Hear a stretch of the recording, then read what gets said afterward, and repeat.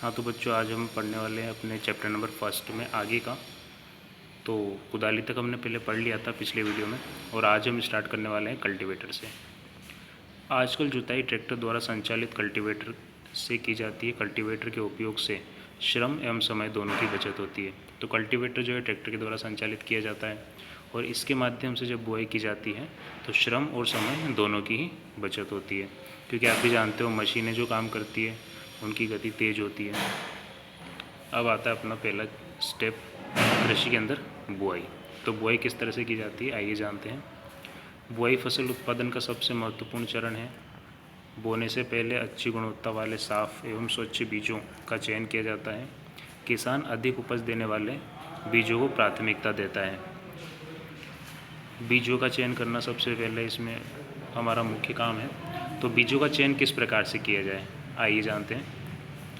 एक दिन मैंने अपनी माँ को देखा कि माँ चने के कुछ बीज एक बर्तन में रखकर उसमें कुछ पानी डाल रही है, और कुछ मिनट पश्चात कुछ बीज पानी से ऊपर तैर के आ जाते हैं। मुझे आश्चर्य हुआ कि कुछ बीज पानी के ऊपर क्यों तैरने लगे। तो जो बीजों का चयन करने की प्रक्रिया है, आइए इसको समझने की कोशिश करते हैं। इसे हम समझेंगे क्रियाकलाप से। एक बीकर लेकर इसे पानी से आधा भरिए।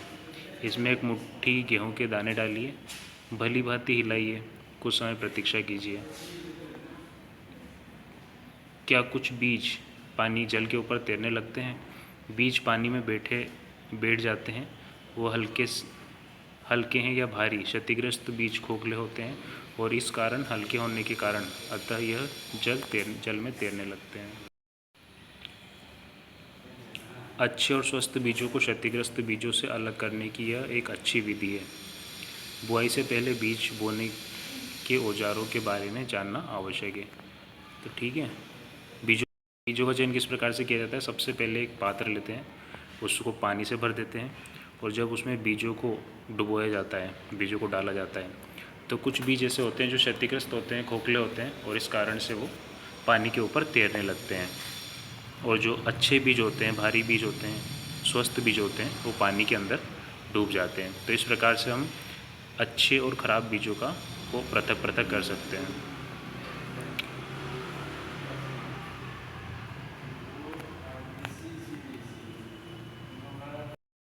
तो बुआई से पहले बीज बोने के औजारों के बारे में जानना आवश्यक है।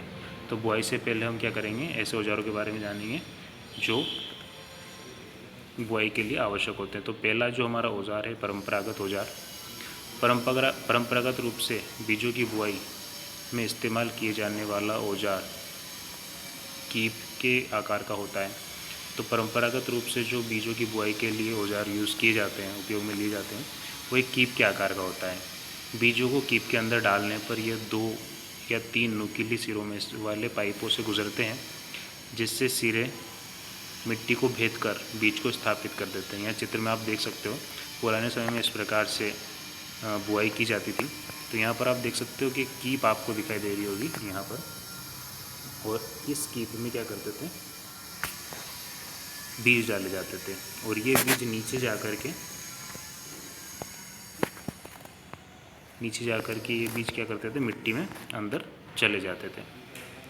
ठीक है, क्योंकि निचला सिरा जो होता था वो नुकीला होता था और भूमि के अंदर धंसा होता था, तो डायरेक्ट ये बीज भूमि के अंदर रोपित हो जाते थे जा कर के।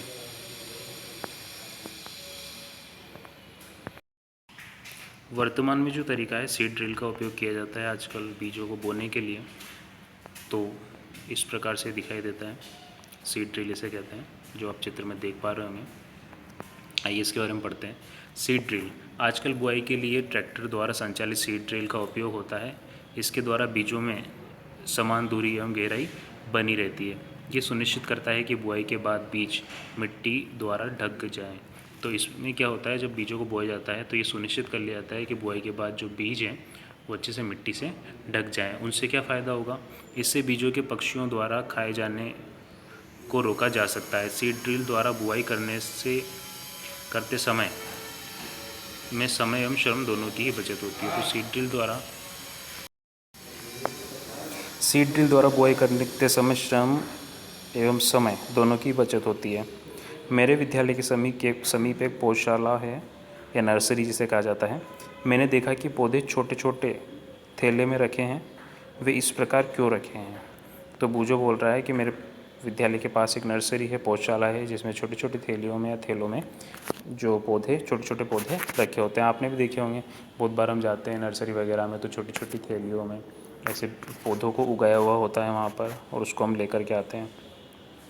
ठीक है।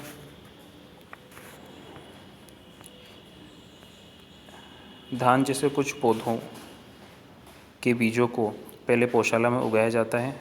पौध तैयार हो जाने पर उन्हें हाथों द्वारा खेत में रोपित कर दिया जाता है। कुछ वनीय पौधे एवं पुष्पीय पौधे पौधशाला में उगाए जाते हैं। तो ये जो पौधे होते हैं, पुष्पीय पौधे होते हैं, वनीय पौधे होते हैं, इनको उगाया जाता है और हम जहाँ पर चाहें इन्हें जा कर के रोपित कर सकते हैं और उन्हें वहाँ पर तैयार किया जाता है। जैसे धान की खेती आपने देखी होगी, धान की खेती में ऐसे ही किया जाता है। पहले तो एक बार सारे पौधों को उगा लिया जाता है और बाद में उन्हें एक एक करके खेत में दूर दूर रोपित कर दिया जाता है। पौधों को अत्यधिक घने होने से रोकने के लिए बीजों के बीच उचित दूरी होना अत्यंत महत्वपूर्ण है। तो बीज जब अपन रोपित करते हैं तो उनके मध्य उचित दूरी होना अत्यंत महत्वपूर्ण है ताकि वो ज़्यादा घने ना हो। इससे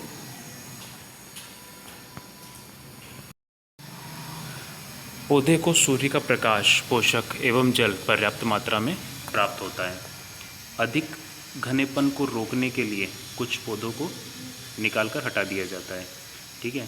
तो अधिक घने पौधे होंगे तो उनको जो प्रकाश है, पोषक पदार्थ है एवं जल है, ये पर्याप्त मात्रा में उन्हें नहीं मिल पाएगा। इस समस्या से बचने के लिए क्या किया जाता है? पौधों के बीच में पर्याप्त दूरी रखी जाती है।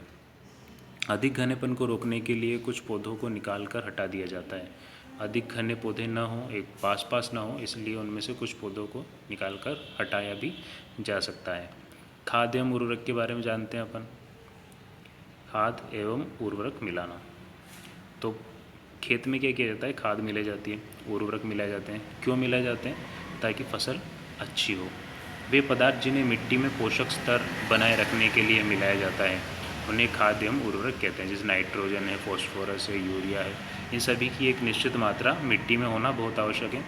उसके द्वारा ही कोई फसल ठीक से उग सकती है, फसल अच्छे से हो सकती है। तो इसके लिए इनका होना ज़रूरी है। और ये जब अपन बार बार फसल को उगाते हैं तो फसलें क्या करती है? इनको उस भूमि में से सोख लेती है, खींच लेती है।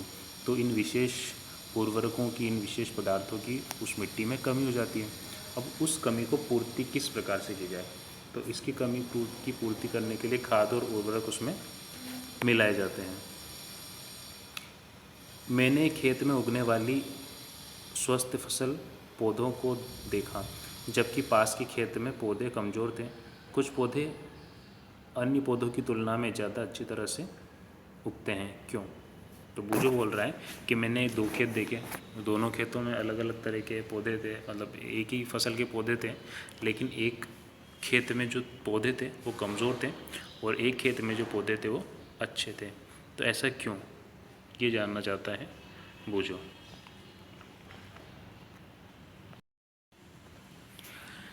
मिट्टी फसल को खनिज पदार्थ प्रदान करती है। ठीक है। तो मिट्टी जो है वो फसलों को क्या प्रदान करती है? खनिज पदार्थ प्रदान करती है।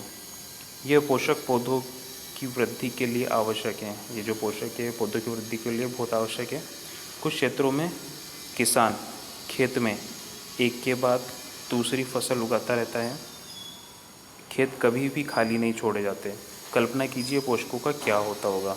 तो जैसा कि यहाँ बताया गया है, नॉर्मली क्या होता है, खेतों को कभी भी खाली नहीं छोड़ा जाता। खाली नहीं छोड़ा जाता मतलब एक के बाद एक फसल उसमें उगा दी जाती है। यदि ऐसा करें तो उस स्थिति में खेतों का क्या हाल होता हो? खेतों में से जो पोषक तत्व है वो सारे ही फसलों द्वारा ग्रहण कर लिए जाते हैं और उन पोषकों की उस मिट्टी में कमी हो जाती है। फसलों के लगातार उगाने से मिट्टी के कुछ पोषकों की कमी हो जाती है। इस क्षति को पूरा करने हेतु किसान खेतों में खाद देते हैं। ये प्रक्रम खाद देना कहलाता है। अपर्याप्त खाद देने से पौधे कमज़ोर हो जाते हैं। अगर पर्याप्त खाद नहीं दी जाए, ठीक से खाद ना दी जाए तो पौधे क्या होते हैं? कमज़ोर हो जाते हैं। जैसा कि बूजो ने देखा कि एक खेत में जो फसल थी वो अच्छी थी और दूसरे खेत में जो फसल के पौधे थे वो अच्छे नहीं थे। तो ऐसा क्यों हुआ होगा? क्योंकि वहाँ पर पर्याप्त रूप से खाद नहीं दी गई होगी।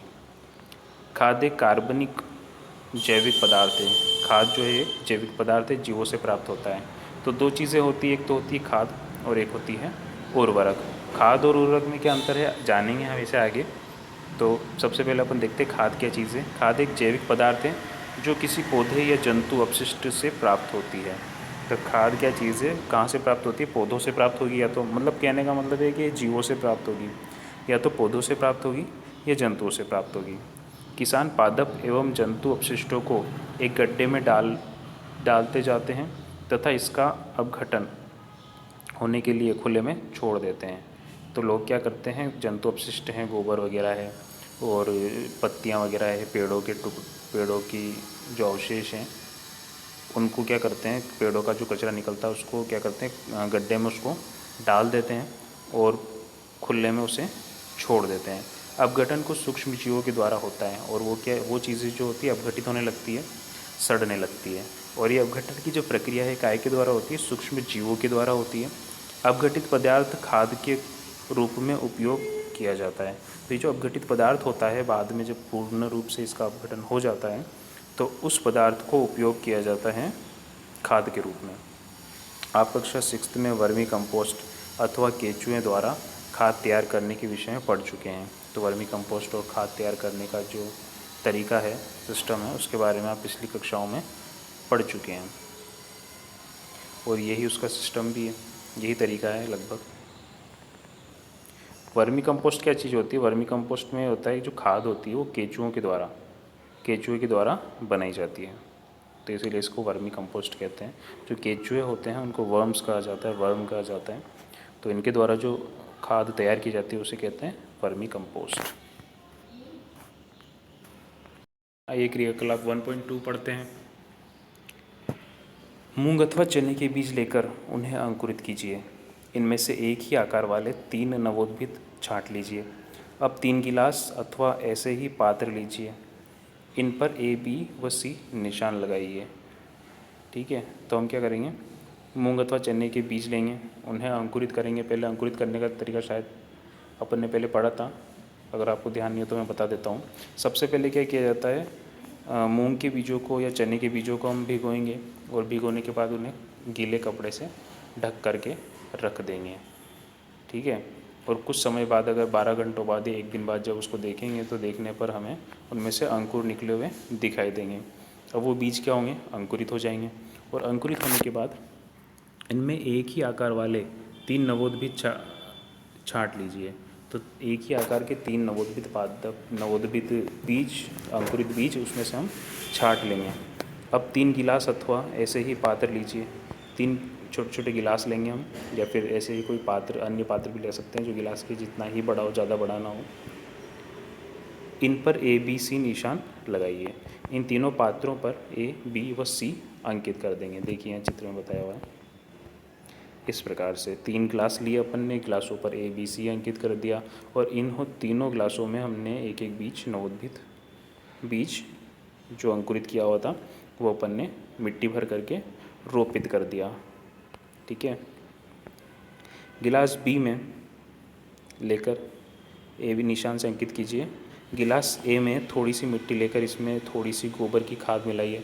तो A लिया अपन ने और A में मिट्टी डाली और गोबर की खाद डाली। गिलास B लिया, में समान मात्रा में मिट्टी लेकर उसमें थोड़ा सा यूरिया मिलाया। तो उसमें क्या किया अपन ने, मिट्टी डाली, मिट्टी के साथ क्या मिलाया, यूरिया मिला दिया। और C वाला जो गिलास था, जो पात्र था हमारा, कुछ मिट्टी लीजिए, बिना कुछ मिलाए इसमें वो अपन ने बीज जो था वो रोपित कर दिया। तो A में अपन ने क्या मिलाया, खाद मिलाई। B में अपन ने क्या मिलाया, यूरिया मिलाया। C में अपन ने क्या मिलाया, कुछ भी नहीं मिलाया, नॉर्मल मिट्टी ली और उसी में उसको रोपित कर दिया। अब इसे पानी की समान मात्रा डालकर सुरक्षित स्थान पर रखिए और प्रतिदिन इसमें पानी देते रहिए। तो 7 से 10 दिन बाद वृद्धि को नोटिस कीजिए। तो 7 से 10 दिन बाद जब आप उसको देखोगे तो वृद्धि में आपको फ़र्क दिखाई देगा। जिसमें अपन ने खाद मिलाई थी उसमें बीज की जो नवोद्भिद पादप उत्पन्न हुआ उसकी वृद्धि कम हुई है, B वाले में ज़्यादा हुई है और C वाले में बहुत ही कम हुई है। जिसमें अपन ने यूरिया मिलाया था सबसे ज़्यादा उसमें है। तो खाद एवं उर्वरक के साथ पौधे में वृद्धि, ये अपन ने पढ़ लिया। आइए आगे चलते हैं। क्या तीनों गिलासों में पौधों में वृद्धि की गति एक समान है? किस गिलास में पौधे की वृद्धि बेहतर है? किस गिलास में पौधे में वृद्धि सबसे अधिक है? तो आइए जानते हैं। इसके आंसर आपको मिल ही चुके होंगे। जो बीच वाला गिलास था जिसमें हमने यूरिया मिलाया था उसमें वृद्धि सबसे ज़्यादा है। ठीक है। उर्वरक रासायनिक पदार्थ है जो विशेष पोषक से समृद्ध होते हैं। वे खाद से कैसे भिन्न हैं? उर्वरक का उत्पादन फैक्ट्रियों में किया जाता है। उर्वरक के कुछ उदाहरण हैं urea, ammonia, phosphate, sulphur, potash, NPK, nitrogen, phosphate और पोटेशियम। इनको कहते हैं एनपीके। एनपीके इसकी शॉर्ट फॉर्म है। इनके उपयोग से किसानों को गेहूं, धान तथा मक्का जैसी फसलों की अच्छी उपज प्राप्त करने में सहायता मिलती है, परंतु उर्वरकों के अत्यधिक उपयोग से मिट्टी की उर्वरता में कमी आई है। यह जल प्रदूषण का भी स्रोत बन गए हैं। अतः मिट्टी की उर्वरकता बनाए रखने के लिए हमें उर्वरकों के स्थान पर जैविक खाद का उपयोग करना चाहिए। ठीक है, तो जैविक खाद का उपयोग ज़्यादा अच्छा माना जाता है। अथवा दो फसलों के बीच खेत को कुछ समय के लिए बिना उगाए छोड़ देना चाहिए। तो देखो हमें क्या करना चाहिए, मिट्टी की उर्वरता बनाए रखने के लिए या तो जैविक खाद का उपयोग करो, क्योंकि रासायनिक खाद का उपयोग जब करते हैं तो उससे मिट्टी धीरे धीरे जब ज़्यादा समय बीतता है तो वो बंजर होने लगती है, उसकी उर्वरक क्षमता में कमी आने लगती है। और अगर आप जैविक खाद का उपयोग करोगे तो ऐसा नहीं होगा। या दूसरा तरीका क्या है, जब अपन फसल बोते हैं तो दो फसलों के बाद उसको कुछ समय के लिए खाली छोड़ देना चाहिए ताकि उर्वरक क्षमता उसकी दोबारा से पहले जैसी हो सके। खाद के उपयोग से मिट्टी के गठन एवं जल अवशोषण क्षमता में भी वृद्धि होती है। तो खाद के उपयोग से क्या होता है, मिट्टी के संगठन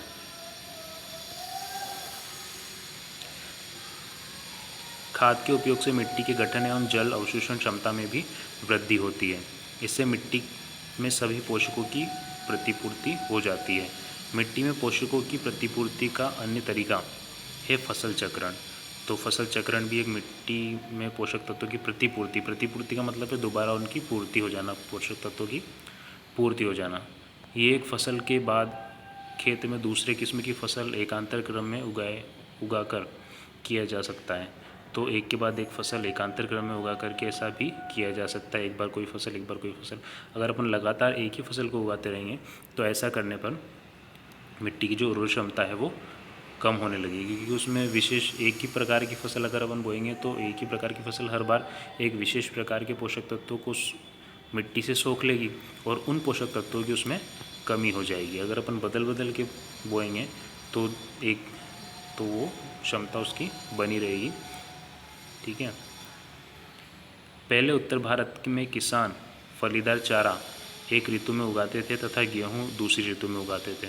इससे मिट्टी में नाइट्रोजन का पुनः भरण होता रहता था। ठीक है, तो पहले क्या करते थे,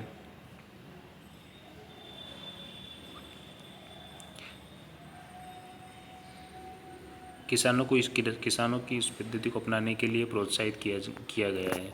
तो किसान अगर ऐसा करेंगे तो जो प्रतिपूर्ति है पोषक तत्वों की वो आसानी से मिट्टी में हो पाएगी।